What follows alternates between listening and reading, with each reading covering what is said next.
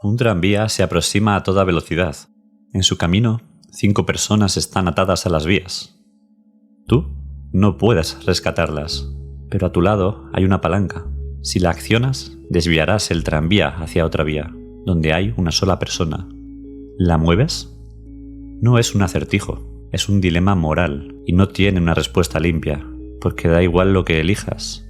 Habrá una muerte y estarás implicado. Eso es lo que hace que este dilema, propuesto en los años 60, siga incomodando tanto tiempo después.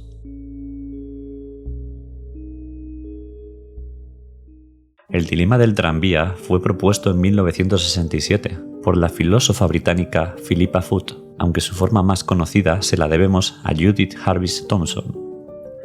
A primera vista, parece una simple situación hipotética, casi un juego mental, pero cuanto más te adentras en sus implicaciones, más comprendes que no es un juego, ni una teoría, ni algo que puedas resolver sin consecuencias internas. El escenario es sencillo. Una sola acción, mover una palanca, puede cambiar el curso de los acontecimientos, pero ese gesto implica provocar directamente la muerte de una persona, aunque sea para salvar a 5. Lo que está en juego no es solo el número de víctimas, sino el tipo de responsabilidad que estás dispuesto a asumir. Muchos reaccionan con rapidez. 5 vidas valen más que una, y si todo fuera una cuestión de cantidad, no habría dilema. Pero no lo es, porque para salvar a esos 5 desconocidos no basta con observar, tienes que intervenir. Tienes que tomar una decisión activa que, de forma directa, condena a una persona a morir. No por omisión, no por accidente, sino por tu mano. Y aquí es donde empieza a doler. Porque aunque el resultado numérico sea más favorable, el peso de la acción no es neutro. Matar a alguien intencionadamente, aunque sea para salvar a otros, carga con una culpa diferente a la de no hacer nada.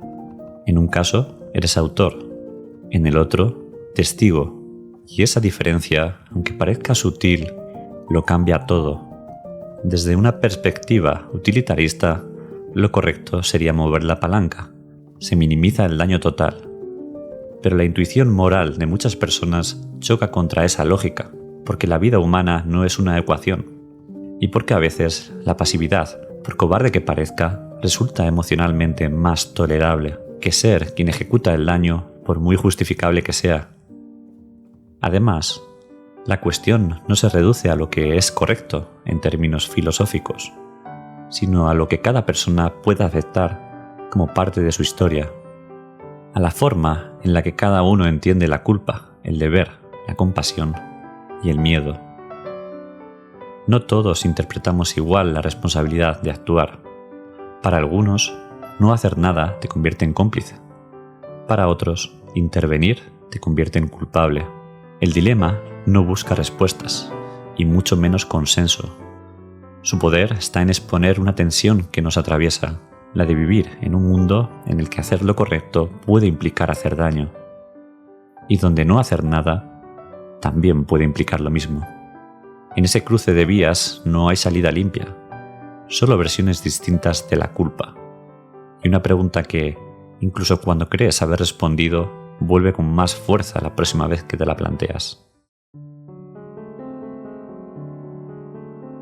Cuando alguien escucha por primera vez el dilema del tranvía, lo más común es que reaccione con lógica. 5 vidas frente a una. Parece sencillo, una elección racional. Es la respuesta que suele dar quien nunca se ha visto obligado a elegir de verdad. Esa forma de pensar se apoya en una corriente filosófica conocida como utilitarismo. Una idea antigua pero muy influyente que sostiene que la mejor decisión es siempre la que produce el mayor bien para el mayor número de personas. Desde esta perspectiva, accionar la palanca sería lo correcto. Se salva a 5, se pierde a 1. Un sacrificio trágico, pero necesario. Pero la lógica por sí sola no basta, porque no vivimos solo de cálculos, y cuando la decisión tiene rostro, nombre, cuerpo, algo se rompe. La persona que moriría si mueves la palanca no es un número, tiene una vida, una historia, alguien que le espera al final del día. Y tú, con un solo gesto, podrías terminarlo todo. ¿Sigue siendo tan racional? Frente al utilitarismo hay otra postura moral igual de sólida, pero mucho más exigente emocionalmente: la deontología. Aquí no se trata del resultado, sino del acto en sí. Según esta visión, hay cosas que simplemente no deben hacerse, independientemente de sus consecuencias, y matar, aunque sea para salvar a otros, es una de ellas. Desde esta perspectiva, usar a una persona como medio para salvar a otras es inadmisible. No puedes justificar una muerte por muy útil que sea el resultado. La acción en sí es la que importa, y matar con intención, aunque salves 5 vidas, sigue siendo matar. El conflicto entre ambas posturas no es teórico, lo vivimos constantemente, incluso cuando no somos conscientes. En una situación límite, ¿es preferible actuar sabiendo que causarás daño o mirar hacia otro lado y permitir que el daño ocurra sin intervenir? Lo primero implica responsabilidad directa. Lo segundo, una forma pasiva de complicidad. Y ambas opciones son moralmente insoportables, aunque por motivos distintos. Este dilema pone en evidencia que no siempre hay un bien mayor al que aferrarse. A veces, toda elección posible arrastra consigo una forma de culpa, pero no es solo una cuestión filosófica, es una cuestión humana. Porque más allá de los sistemas éticos, lo que de verdad pesa es con qué puedes vivir. ¿Con la imagen de haber matado a uno para salvar a 5? ¿O con la certeza de haber permitido que 5 personas murieran pudiendo haber hecho algo? Y esa pregunta, aunque parezca sencilla, no tiene una respuesta universal. Hay quien no soportaría haber intervenido y hay quien no se perdonaría nunca no haberlo hecho. Lo que revela este dilema no es solo la complejidad moral del mundo, sino la fragilidad de nuestras convicciones. Creemos tener valores firmes, principios claros, límites bien definidos, hasta que la elección nos salpica, hasta que alguien nos pone la mano en la palanca. Y entonces, lo que parecía una fórmula se convierte en una herida. No importa lo que elijas, ambas opciones dejan marca.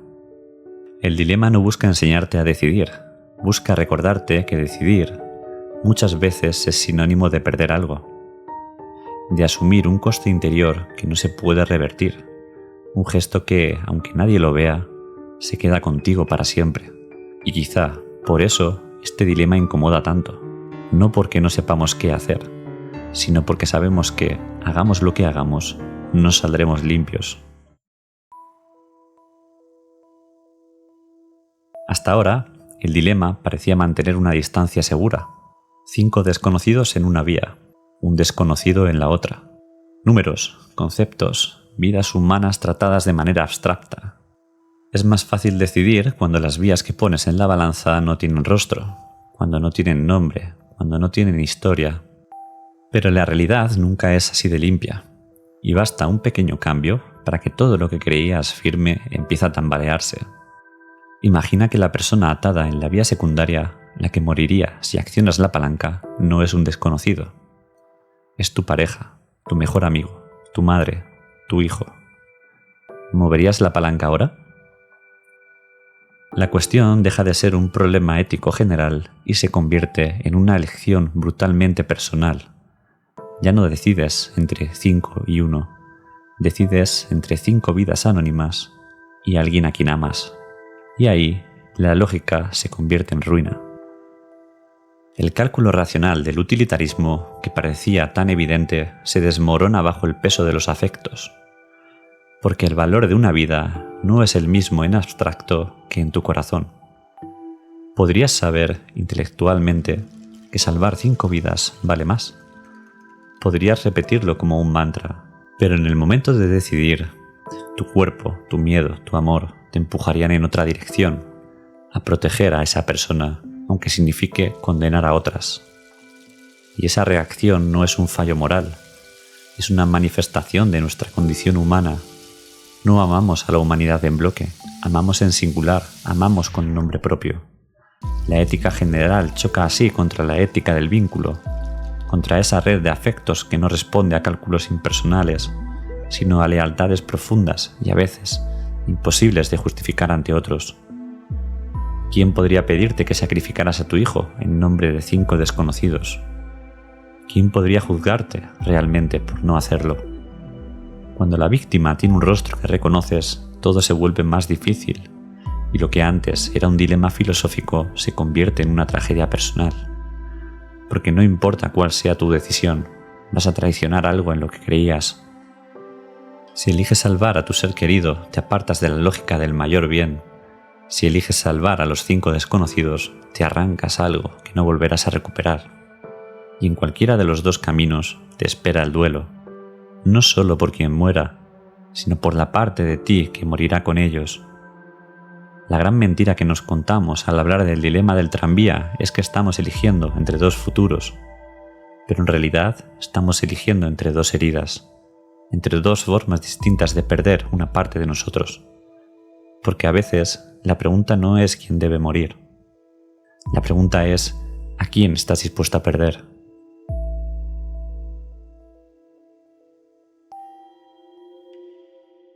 Puede que el dilema del tranvía parezca un experimento de salón, un juego filosófico sin consecuencias prácticas, algo que se discute en universidades y se olvida al salir a la calle.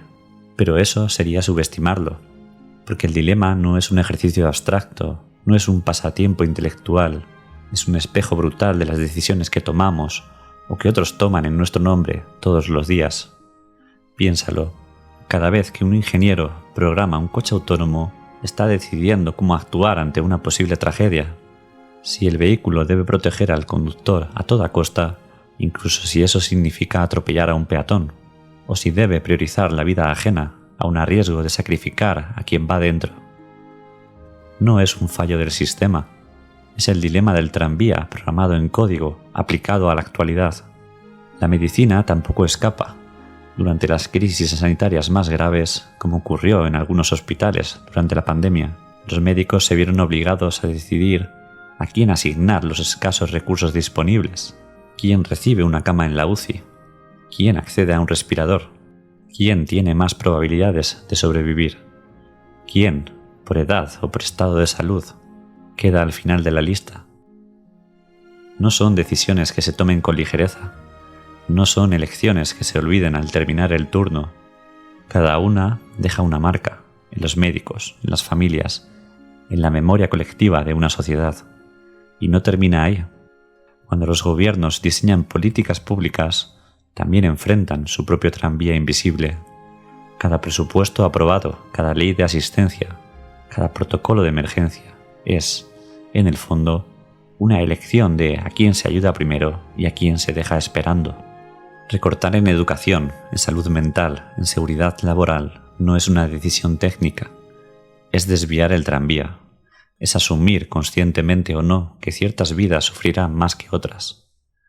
Y lo más inquietante es que esas elecciones suelen disfrazarse de neutralidad, de eficiencia, de pragmatismo.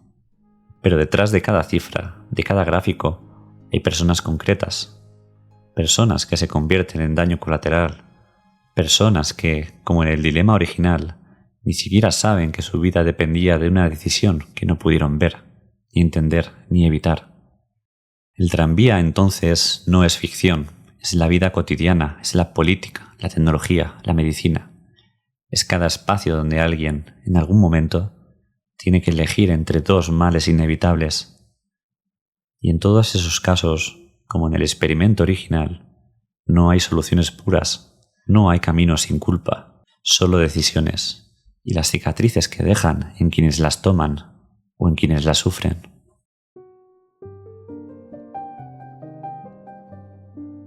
En los dilemas reales, como en el tranvía, no hay una vía correcta, solo hay consecuencias y alguien que tiene que vivir con ellas. Puedes mover la palanca y cargar con la culpa de haber matado a una persona, o puedes no hacer nada y cargar con la culpa de haber dejado morir a 5.